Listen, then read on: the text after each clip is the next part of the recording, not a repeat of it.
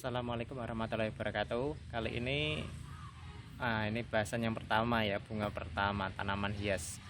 Itu tanaman alamanda. Saya pilih tanaman alamanda ya. Nah, ini tanaman hias ini juga disebut sebagai bunga lonceng kuning atau trompet emas. Ada juga yang menyebutnya buttercup kalau dalam bahasa Inggris ya. Nah, asal bunga ini itu dari Amerika Tengah dan Selatan. Banyak juga ditemukan di Brazil, karena di bunga ini sebagai hiasan ya gitu. Nah, ini saya perlihatkan ada juga yang berbunga. Nah, ini bunga seperti ini. Ada juga yang banyak ya, nanti di atas saya rekamkan. Nah, tanaman ini alamanda ini termasuk dalam tanaman perdu berkayu. Kalau tanpa lanjaran atau tanpa diberikan tiang ya, buat merambat itu umumnya dia bisa sampai 2 meter, tapi kalau dia dirambatkan ya bisa tinggi.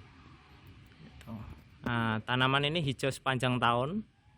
Batang tuanya kita lihat, batang tuanya itu berwarna coklat, tapi kalau batang muda dia berwarna hijau. Ini batang mudanya ya, dia berwarna hijau. Itu masih tunas ya, termasuk tunas. Ini tunas mudanya berwarna hijau.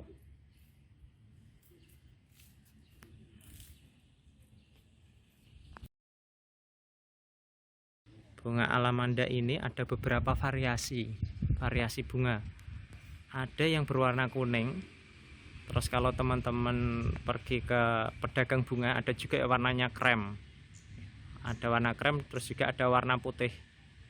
Nah, selain merambat, dia juga punya jenis yang pohon tegak ya. Nah, jumlah kelopaknya itu ada yang kelopak tunggal, tapi baru-baru ini ini ternyata ada juga kelopak yang tumpuk. Itu bunganya di atas ya. Saya perlihatkan nanti bunga tumpuknya. Nah, ini ada juga bunga yang jatuh.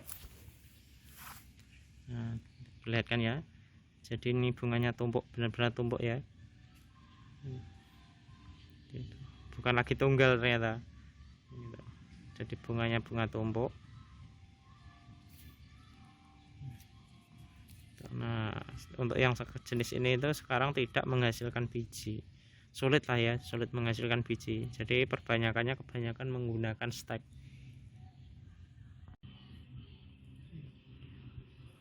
Nah, meskipun bagian luarnya tetap satu kelopak, tapi di dalamnya itu muncul kelopak yang lain gitu. Mungkin lipatan ya.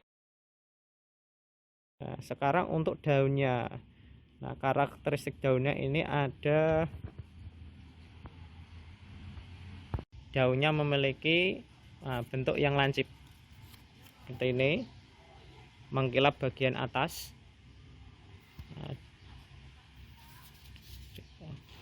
Dan di bawahnya itu kasar, ukurannya bisa sampai 5-16 cm. Selain itu pada umumnya berkumpul sebanyak 2-3, 4 ada juga nih, 2, 3, 4. Nah, ini ada 4, 1, 2, 3, 4 ya, 4 helai dalam satu kelompok berkumpul seperti itu. Nah, untuk reproduksi, perbanyakannya bunga alamanda ini berbunga sepanjang tahun di banyak lokasi. Berkembang biaknya dengan biji, tapi untuk varietas yang sekarang dikembangkan ya, yang sudah beredar itu gitu. Nah, itu sulit untuk memunculkan biji gitu. Akhirnya diperbanyak dengan stek. Nah, karena tanaman alamanda ini tanamannya relatif pendek dan sering juga ditemui di taman, apa yang perlu diperhatikan? Nah, untuk jenis racun, untuk jenis ini ya, alamanda ini gitu, meskipun hampir di semua jenisnya mengandung racun bernama plumerisin. Nah, referensinya ada di bawah, saya cantumkan ya. gitu, yang mengakibatkan iritasi pada saluran pencernaan saat tertelan. Nah, bagian mana aja yang beracun? Oke. Bagian mana aja yang beracun? Daun, kulit kayu, biji, buahnya, getahnya itu beracun. Tapi untuk bunganya, nah ini enggak terlalu beracun ya. Jadi cukup aman untuk bunganya. Meskipun kalau kita lihat nih, kita ambil daunnya ya, getahnya kita tunjukkan getah. Nah, ketika kita potes dia akan menghasilkan getah. Nah, kita patahkan ya. Nah, ini akan menghasilkan getah. Nah, ini getahnya ini ada beberapa jenis yang dia menyebabkan iritasi, terutama yang pohon tegak. Nanti saya carikan coba contohnya yang dia tegak ya. Nah, itu bisa membuat iritasi, tapi untuk yang ini, nah ini tidak terlalu kuat gitu, tidak menimbulkan iritasi pada kulit, hanya keracunan pada saluran pencernaan. Itu efek keracunannya apa? Ketika bagian tanaman ini tertelan, gitu, itu dapat menyebabkan kram perut dan diare, terutama pada anak-anak ya. Gitu. Jadi karena pohonnya rendah, tanamannya rendah, gitu, itu terjangkau sekali untuk anak-anak pegang.